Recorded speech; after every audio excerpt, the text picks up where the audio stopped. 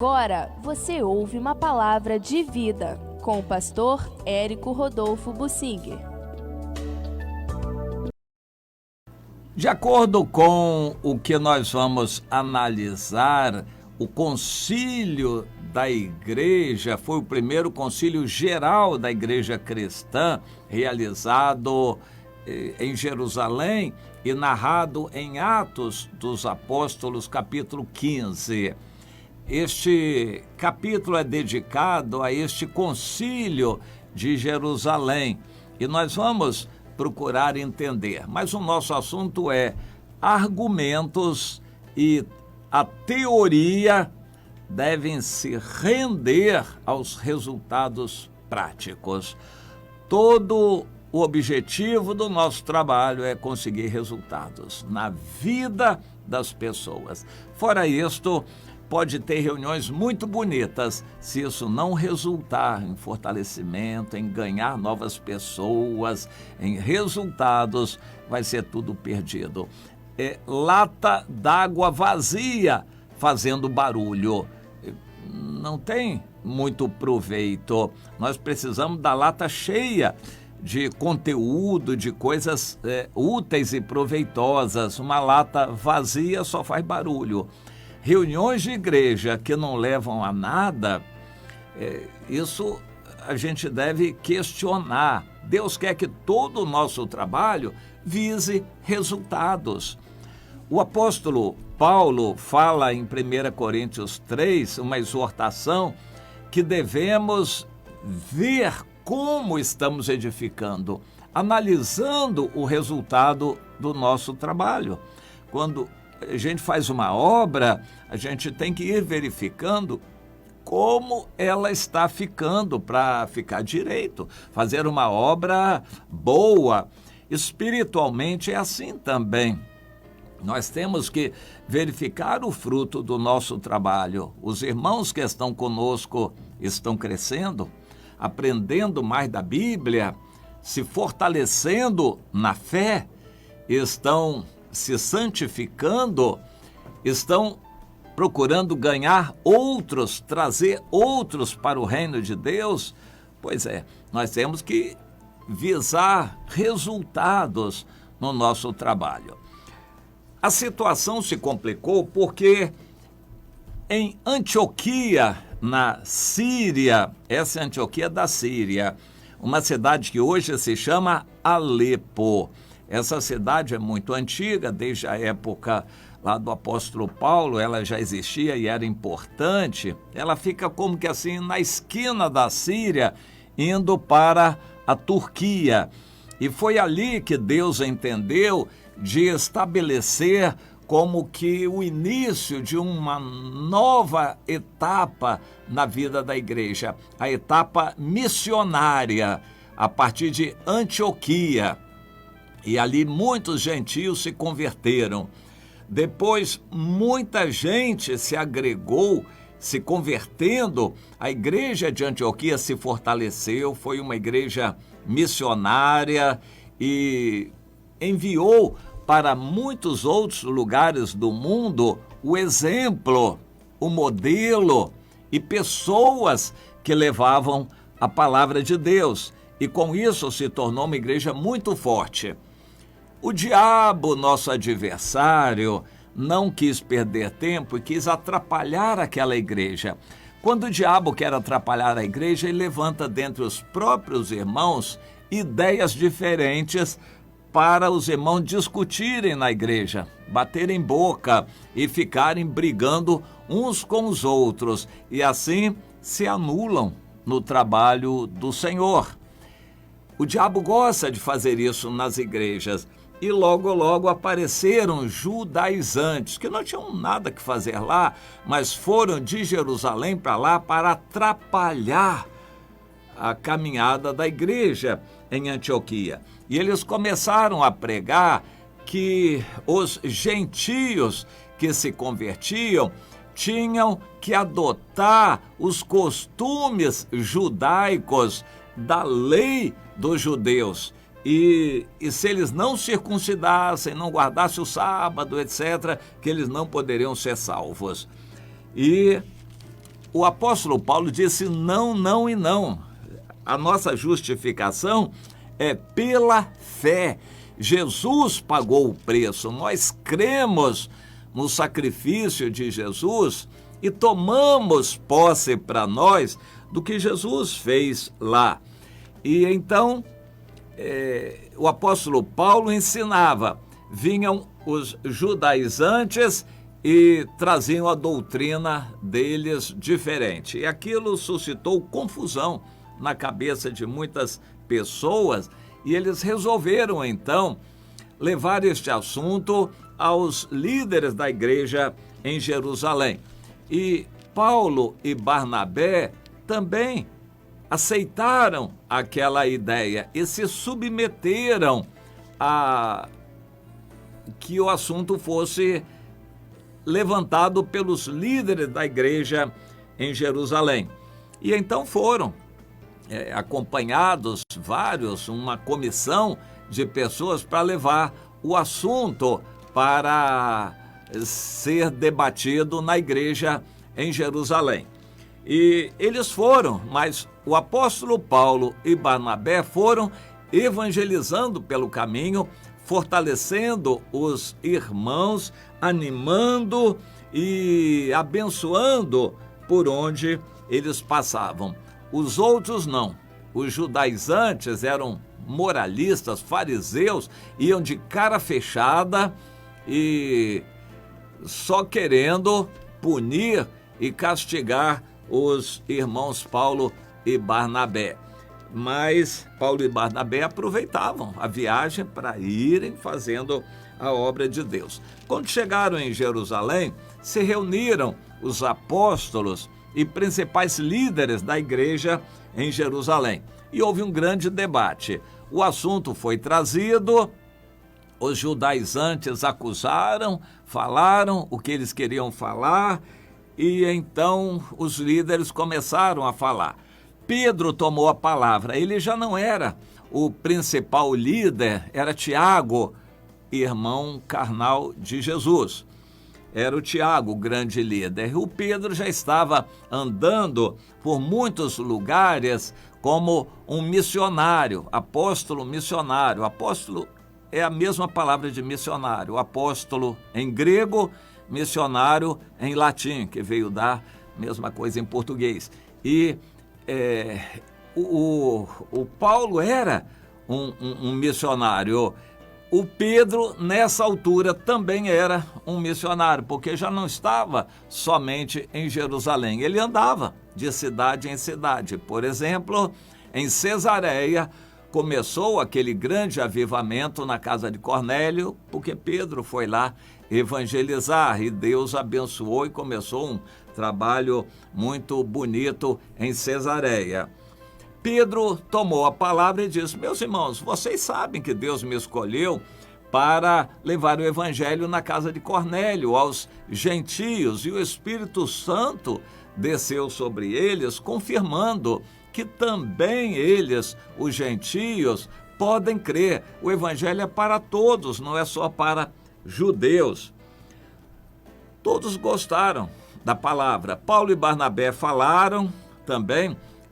Os irmãos gostaram da palavra e, por fim, veio o Tiago, era o mais esperado, porque Tiago era judaizante, ele era dos usos e costumes, era do rigor, que tem que ser assim, tem que ser assado, e o Tiago foi o último a falar.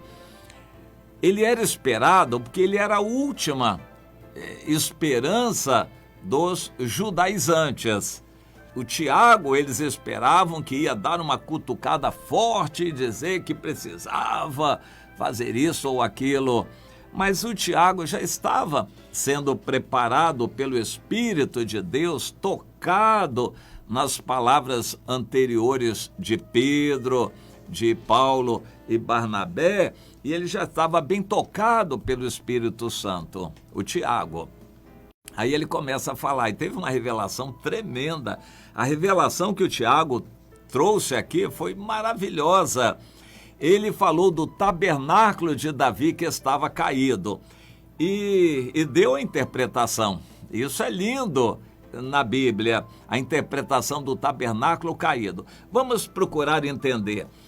No passado, Deus mandou construir um tabernáculo e tinha o Santo dos Santos, o santo lugar, o átrio, o pátio e o altar de bronze, onde se queimavam os sacrifícios. Esse era o tabernáculo. Aí muita coisa aconteceu. Com o sacerdote Eli, Deus permitiu que os filisteus viessem e destruíssem o tabernáculo, levassem a arca. O tabernáculo foi queimado. Depois os israelitas fizeram um outro quebra-galho. E o tabernáculo de Davi foi um outro ainda. Davi pensou: a arca e o tabernáculo estão lá em Gibeon. Eu vou trazer a arca para perto de mim, vou fazer uma tenda, um tabernáculo para a arca e vou dar culto a Deus todos os dias, do lado do meu palácio. Consultou as pessoas, os líderes, os sacerdotes e ninguém foi contra. E ele, então, Davi, trouxe a arca. Da primeira vez foi um pouco triste, porque eles trouxeram num carro de bois e Deus não gostou e morreu o Uzá, um sacerdote responsável pelo transporte. Ele morreu porque ele segurou, botou a mão na arca e morreu. E Davi ficou triste, mas depois ele entendeu o que deveria fazer e trouxe a arca nos ombros dos sacerdotes, e aí Deus se agradou e abençoou. Aí isso ficou conhecido como o tabernáculo de Davi. Era um tabernáculo simples, só tinha a arca, nem altar para sacrifício tinha, e Davi ficava ali todos os dias louvando a Deus na presença da arca da aliança, que era representante de Deus aqui na terra. Deus abençoou Davi por isso. Aquele tabernáculo de Davi foi de muita intimidade de Davi com Deus. Mas quando o templo foi construído por Salomão, Davi já tinha morrido, eles levaram a arca para dentro do templo e aquele tabernáculo de Davi, eles dobraram, era uma tenda de lona, eles dobraram aquilo e guardaram. E a profecia diz que era o tabernáculo caído, dobrado, desmontado. E na época, então, do Evangelho, Tiago teve a revelação de Deus que o tabernáculo caído de Davi estava sendo levantado para pregação do Evangelho no mundo todo. O que significa isso? Na antiga aliança, o louvor a Deus era só no templo. Na nova aliança do Novo Testamento, em todo lugar onde estiverem reunidos 2 ou 3. Ali é um tabernáculo de Davi. Qualquer lugar onde nós estamos reunidos é um tabernáculo para Deus, onde estão 2 ou 3 reunidos no nome do Senhor. Eu fico contente quando lembro lá em Moçambique, pelas fotos que os irmãos mandam, aquele tabernáculo que eles erguem em paus, às vezes até tortos, aquelas varas de pau, eles levantam aquilo, fazem um engradado lá em cima, botam o plástico preto para impermeabilizar da chuva, depois botam capim em cima para isolamento térmico, para o sol não esquentar debaixo, e eles se reúnem ali embaixo. Aquilo é um salãozinho para eles se reunirem, um tabernáculo, e assim em vários lugares. É isso que significa o tabernáculo de Davi sendo reerguido. Ele estava caído, agora está reerguido. E o Tiago entendeu, acabou a hora de o evangelho estar só no templo. Agora o evangelho estará em todo o tabernáculo no mundo inteiro, onde 2 ou 3 estiverem reunidos no nome do Senhor. Por isso ele concluiu a palavra dele: eu julgo que não devemos perturbar aqueles que estão levando a palavra de Deus.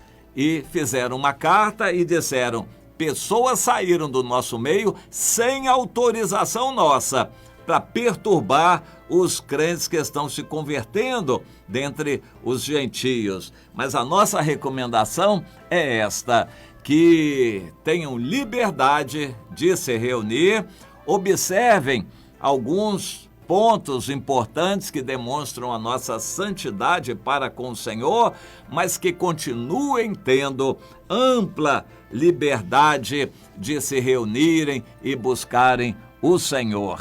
E pronto, aquilo foi a maravilha. E Paulo e Barnabé saíram já dando testemunho, alegres, e eles foram honrados no concílio, muito reconhecidos por todos os irmãos. Então isso fica para nós aqui como um exemplo. Não é de doutrina seca, vazia, que a igreja se alimenta, é da prática, é o amor. O evangelho em prática é amor, amando as pessoas, ganhando as pessoas, indo até as pessoas e levando o tabernáculo de Davi até elas. É assim, o evangelho é prático.